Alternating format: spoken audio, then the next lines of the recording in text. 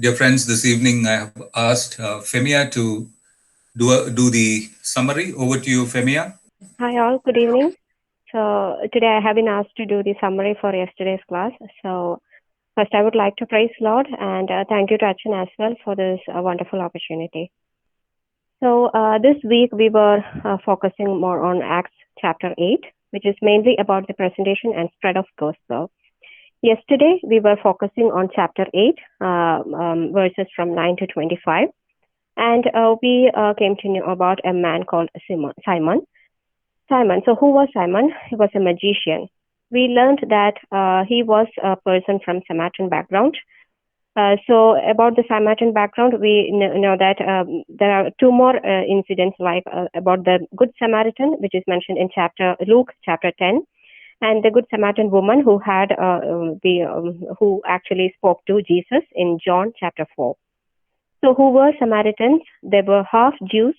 That means were a mixed race of Jews and Assyrians. On an additional note, that Samaritans and Jews never got along. They had their own temple in Mount Gerizim and their own copy of Torah. That means the first few books of Bible. The enmity between Samaritans and Jews, was already not only mentioned in the New Testament but also in the Old Testament. That is in the books of Ezra and Nehemiah. So, who was coming back to Simon? He was a magician. He boasted himself a lot, and he was popular among the high group of people and low group of people. People used to call him Power of God because he has been practicing sorcery for a long time and divination with the help of evil spirits. But when the people started to believe in Philip, they started to for the baptism and all. And Simon also believed and baptized himself. But the problem was that he was not transformed himself with the true word of God. But he started to follow Philip everywhere, which is also mentioned in Acts chapter 8, 13, verse 13. The problem with Simon was that he was more attracted to the signs of miracles than the message. That is, he was focusing more on the objects rather than on the provider, that is God. So here Achin stressed more about the foundation of faith and gospel. So in verses 18 and 21 proves that he was really a man of worldly spirits, not of spiritual base. He only did spiritual blessings when he was offered money. So he was more focusing on objects rather than on God himself or on the provider. Achin emphasized that we should develop a connection between God and us. Simon actually failed to develop a connection between God and himself. And on verse 19 and 23, Achin taught us about the shortcut spirituality, which we should never follow. Achin also mentioned that we should not imitate like others who receive Holy Spirit. Our spiritual blessings should come naturally to us. Do not act or pretend like we have also received Holy Spirit, but it should come naturally. How this is possible? Achin taught us that not through any shortcuts, but by taking effort, spending time to understand and learn the sermons, gospel, learn Bible, thereby we achieve spiritual growth. The only basic way is spending more time with God, meditate. Then only we can learn the words and true meaning of spirituality. There should be a sound relationship or understanding of God. We should spend time and we should develop it. And towards the last part was that on witness in Samaria. Peter and John, when they came to knew about that people are baptizing and they started to believe in God, Peter and John came to Samaria and baptism in Holy Spirit has started to happen, which Simon actually tried to borrow or imitate from them, from Peter and John. Achin taught us that we should ask for the filling of Holy Spirit. That's only possible through the acceptance of Jesus Christ.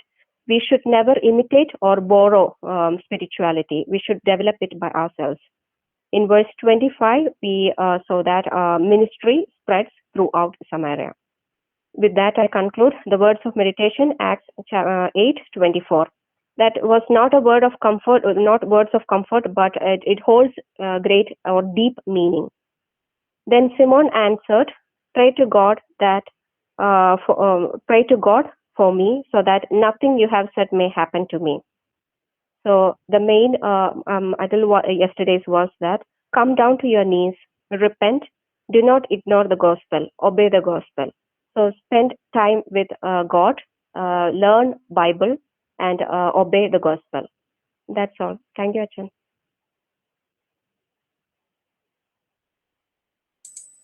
Thank you, Femia. You've done a good job. You brought all the points, although it was a lengthy Bible study. You got everything together. Praise God. Today, we are going into the Acts chapter 8, the last part, that is verses 26 to 40. And our topic is Philip and the Ethiopian eunuch. Very interesting character. As I was studying, I was thinking that there are two characters that stand out in Acts chapter 8. Yesterday, we saw Simon the magician or the sorcerer. And today we have Ethiopian eunuch. And what different personalities and what different levels of understanding spirituality in these two people.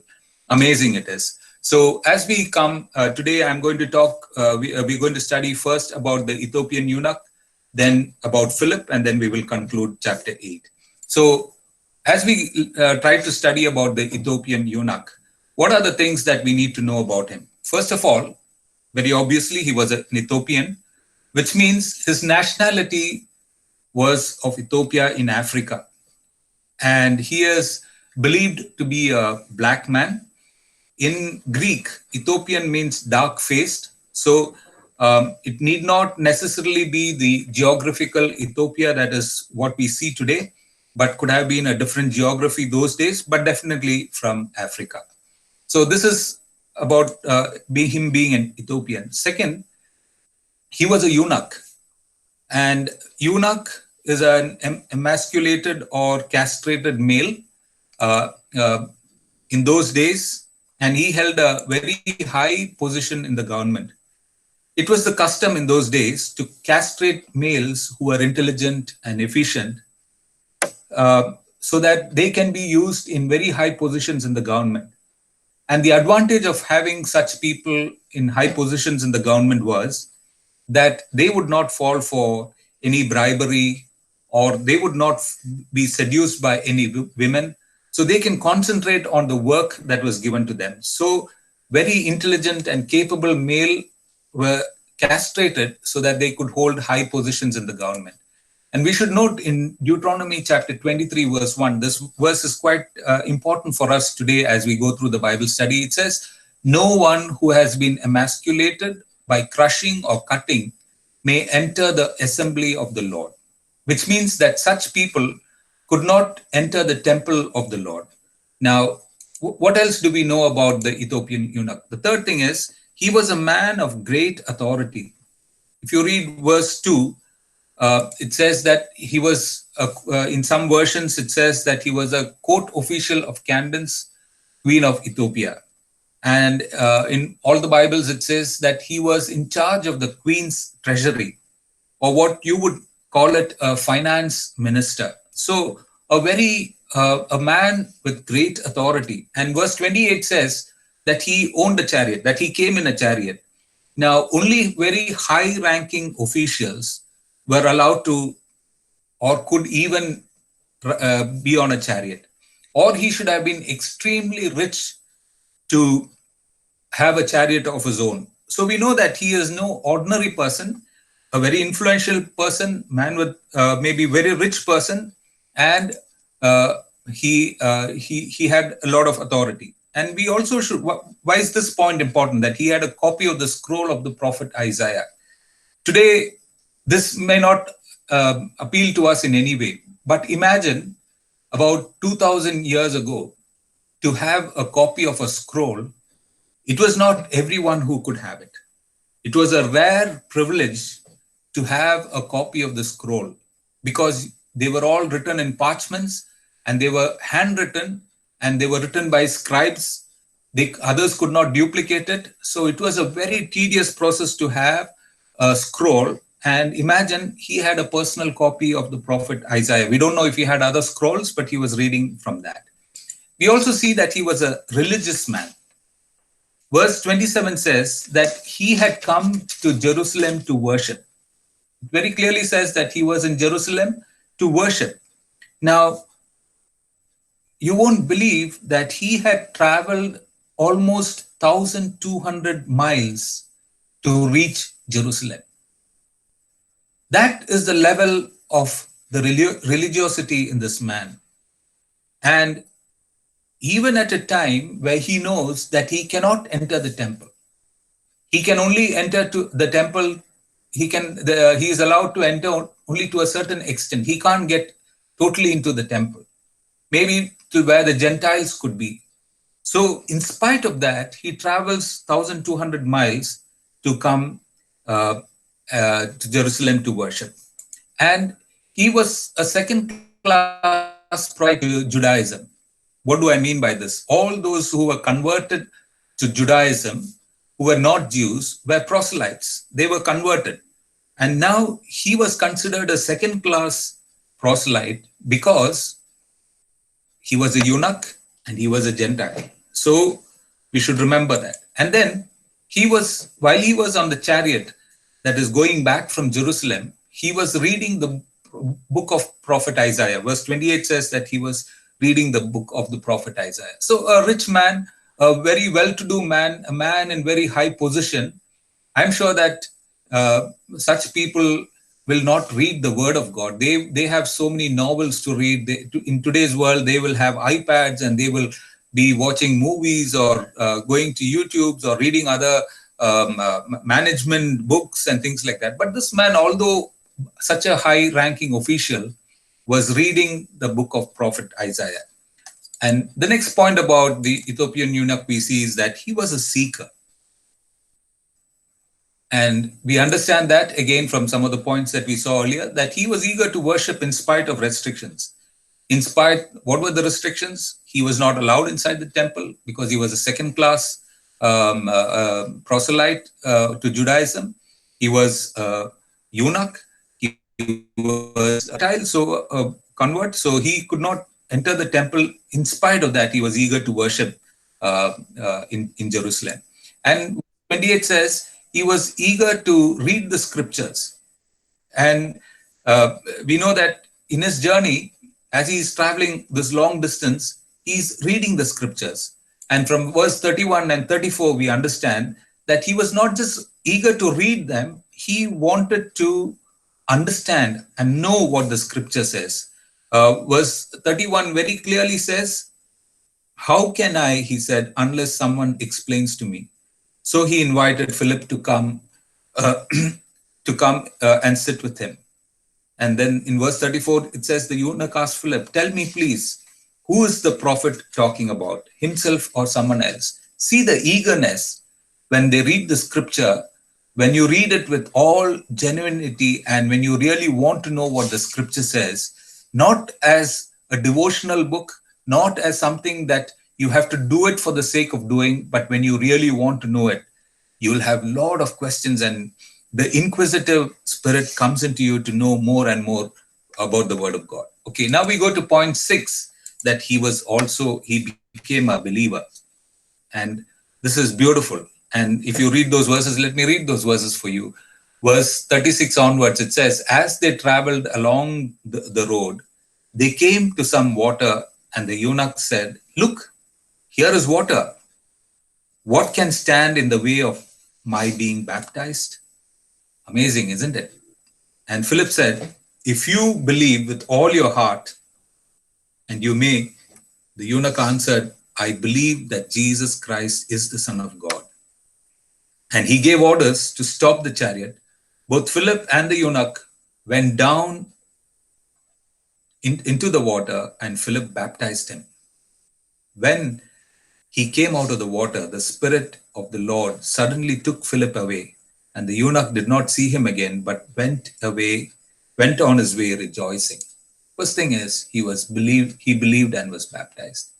Just imagine when he was convinced about what the scripture was saying, when somebody explained to him what the scripture meant, It says that he sees water there and he says, what can stand in the way of my being baptized? That is the level of commitment. We saw yesterday about Simon.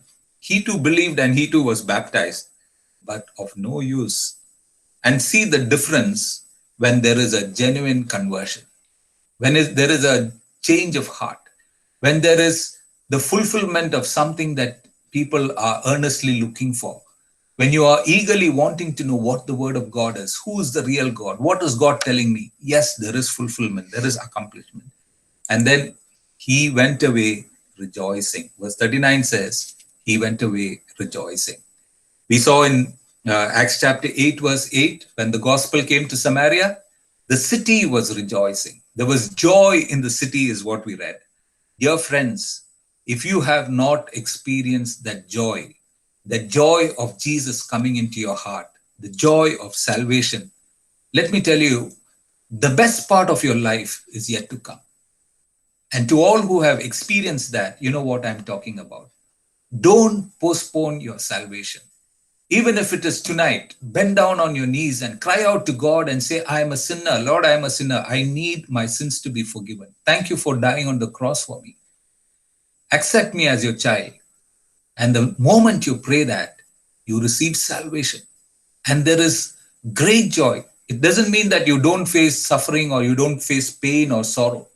But in everything, you still can rejoice. And finally, about the Ethiopian believer, he went to Africa, and we believe that the history of Christianity in Africa and in Ethiopia begins as early as the early church, when this eunuch who went back and spread the gospel there. So this is briefly about the Ethiopian, a very inspiring character. I will take time to read and relook into these notes. Now, this is a picture of, you can see a few Ethiopians sitting here, sitting on the sides and along here. They are all the Ethiopians that you will see in Jerusalem. And where in Jerusalem? This is just outside the place where Jesus was crucified, the Holy Sepulchre, what they call. And as you enter that place, you'll find this community that lives there. There is a monastery of the Ethiopians there. And this is just for information, very interesting to study about why they are there and how they are there. We can do that some other time. Now I want to go to the next point. We are going to briefly study about Philip. The first thing that I like to say about Philip is, Philip was obedient to the angel. Interesting, isn't it? Now we have the sixth angel in verse 26. Now an angel of the Lord said to Philip, go south to the road, the desert road that goes from Jerusalem to Gaza. He started out, and on his way he met an Ethiopian eunuch. Dear friends, Philip saw the angel. There are angels who come to minister to us. If you ask me, have I seen an angel? I have not literally seen an angel, what I think an angel looks like. But there are angels who come our way. And here, Philip obeyed the angel. As soon as the angel said, go, he just started out and went on his way. If you try to think from the point of Philip, Philip was doing excellent ministry in Samaria. The whole city and the towns and villages were turning to Christ. They needed somebody like Philip to hold the fort because Peter and John had gone back. Philip was the one who started the ministry there. He had so many things to claim and to lay emphasis about and say that this is my work and I have to do a lot of work. But he has been called to go to the desert. From all the comfort and all the big fellowships and gatherings and the praise and worship, Philip is being asked to go to the desert road. He obeys, he goes. Instant obedience. I want to show you that, remember that Philip was in Jerusalem. He went to Samaria. Then he's been asked to go to the road to Gaza. And then we will read to the end of the chapter that he goes to Azotus. The Spirit takes him and then he goes to Caesarea. Here's the map. So if you want to know where Philip was, here is Jerusalem. I don't know if you can see my mouse moving. Here is Jerusalem. From Jerusalem, he went to Samaria. And the Spirit of God, angel of the Lord told him, go to Gaza, the desert road. This is the desert road. So he had to come back to Jerusalem, and on the desert road, we don't know, somewhere here, he meets the Ethiopian eunuch. So sometimes things may not look logical, things may not look appealing to us. It may be contrary to what we have planned, but when the angel appears, when God speaks to us, there is to be implicit obedience. So the second point about Philip I would like to say is, Philip was obedient to the Spirit. In verse 29 and 30, we read, as Philip went on as the angel had told him, he saw the chariot, and then the Spirit told to Philip in verse 29, go to that chariot and stay near it. That is all the Spirit told him. In verse 30, it says, then Philip ran up to the chariot and heard the man reading Isaiah the prophet. See the wonderful ministry of the Holy Spirit, the wonderful things that the Holy Spirit will reveal to us. And when we start listening to the Holy Spirit, when we start obeying the voice of the Holy Spirit, amazing things can happen. So I would like to emphasize at this point, it's very important to listen to the Holy Spirit. Don't think Holy Spirit is somebody who will confuse you, or Holy Spirit is somebody that will ask you to go out of your way and do things, the weird things that people do. No, the Holy Spirit is there to minister to you, to speak to you. Listen to the Holy Spirit. It may be a very still, small voice, but listen to the Holy Spirit. It's very important. And obedience to the Holy Spirit brings great results. What is the Holy Spirit talking to you? Have you ever, if you have never in your life heard the Holy Spirit talking to you, you are losing out on a lot of spirituality that Jesus has to offer. The Holy Spirit ministers to each one of us. And think of Philip. He was told, go to the chariot. First he obeyed the angel, now he obeys the Spirit. Go to the chariot, he goes there and sees, here's the man reading the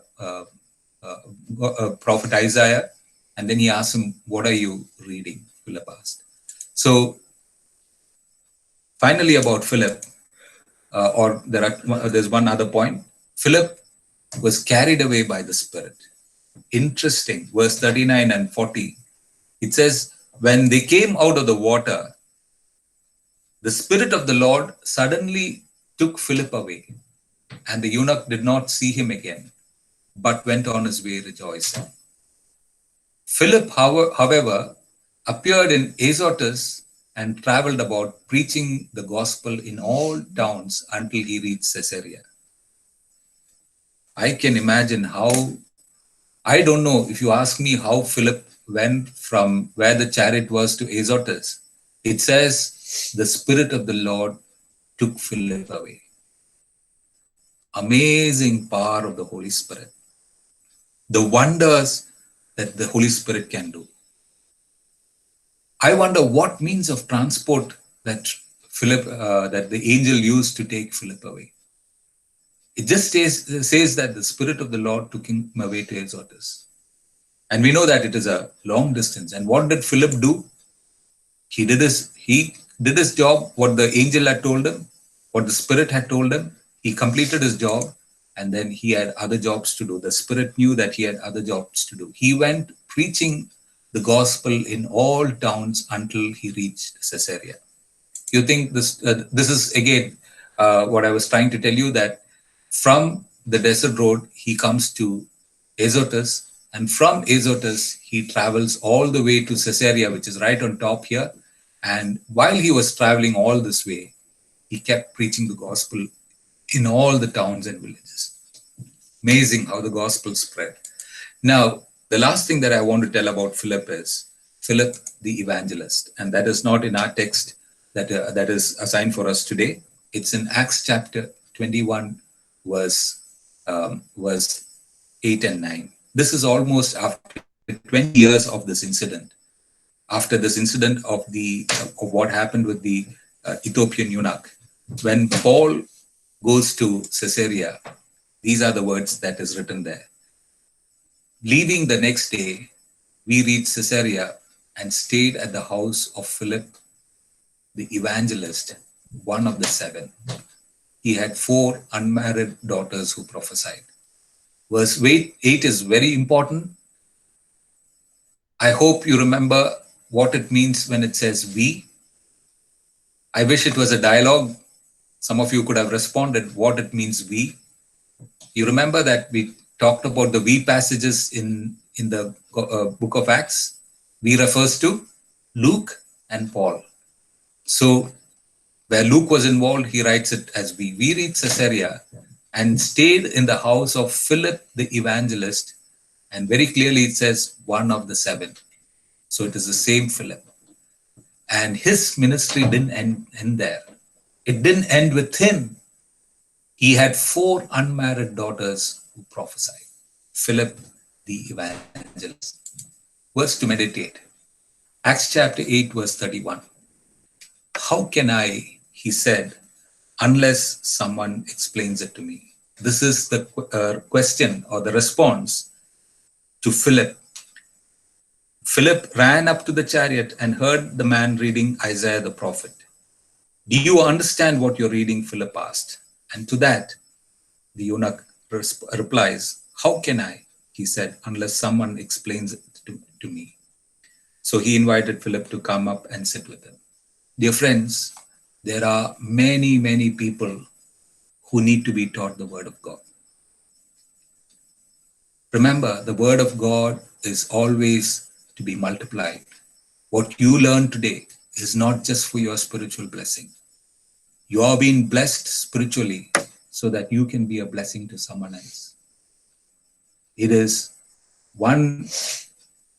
from one to another and from the other to other. So that is the truth of the gospel. You may want to start praying for someone. Tell the Lord, Lord, I would like in my own little ways to explain or teach the scripture or do a Bible study with someone. Lead me to that someone. And I'll tell you, the Holy Spirit will lead you. The angel will show you where you need to go and share the word of God. If that is a sincere prayer, God will answer it.